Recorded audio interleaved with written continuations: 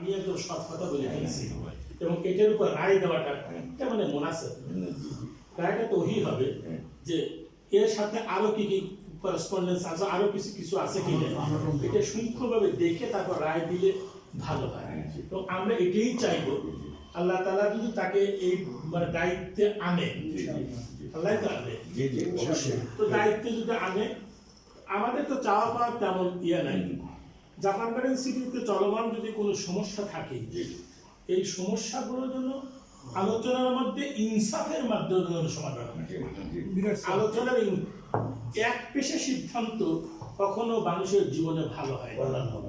আমাদের কাছে আমাদের আপিল এটি নিয়ে আসছি যে আমরা ওই যে ওই হাইব্রিড আওয়ামী হইতে চাই না, কারণ বঙ্গবন্ধুকে আমরা স্বচক্ষে দেখছি, এসব গল্প করি তার লাভ নেই, আমরা ওইসব ওয়েস্টেজ অফ টাইম হবে। এগুলোর কোনো বিষয় না।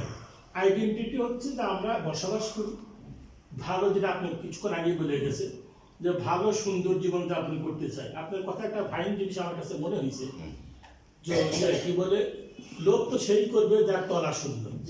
এই কথাগুলো আপনি ভালো করে পরিষ্কার করে দিচ্ছেন আমাদের কাছে যে আমাদের তলা শূন্য না, আমাদের তলা ভারী আছে। সুতরাং আমাদের লোভের পরিমাণটা কমবে এবং চাওয়া পাওয়া কম থাকবে।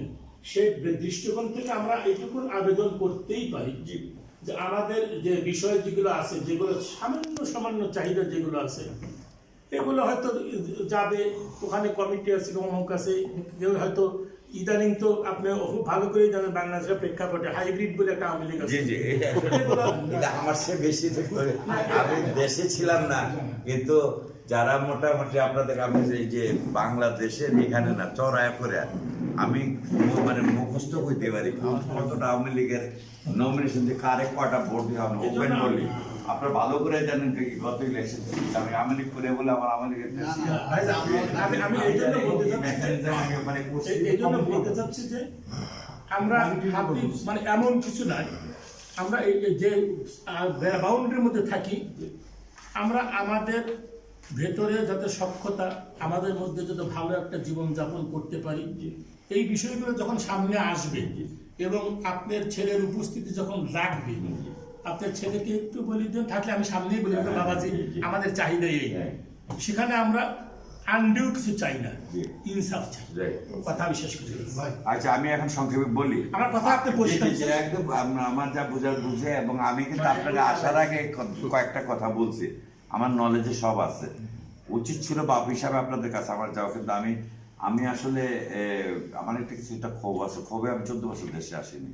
আমার ছেলে ইলেকশন করে, এটা আমি চাই না, আমার ওয়াইফ এখনো চায় না যে এটাতে কি এগুলিতে ফেলাইলে আমার ছেলে টেনশন নিতে আমার ঠিক আছে। তো আমি যেটা প্লাস মাইনে যেটা অনেকে শুনতেছি, অনেকে বলতেছে না ছেলে মোটামুটি কথাবার্তা ভালো বলে, ভদ্রভাবে বলে, আবার অনেক সময় দু একজন বলতেছে এটা মনে বেশি বলে বললো। আমি পরশুদিন আগে বলছি যে কটা সূচনা আমি শুনছি, এমন কোনো কমিটমেন্ট করুন না যেটা আমি করতে পারবো না। তুমি যদি বলো যে আমি আপনাকে শরণার্থীর রাস্তা বাইরে দিবে, এটা আমার পক্ষে সম্ভব না। যেটুকু বলছো এটুকু আমি দায়িত্ব, আমি এটাকে সাথে বলছি, এটা বলছি এটুকু দায়িত্ব আমার।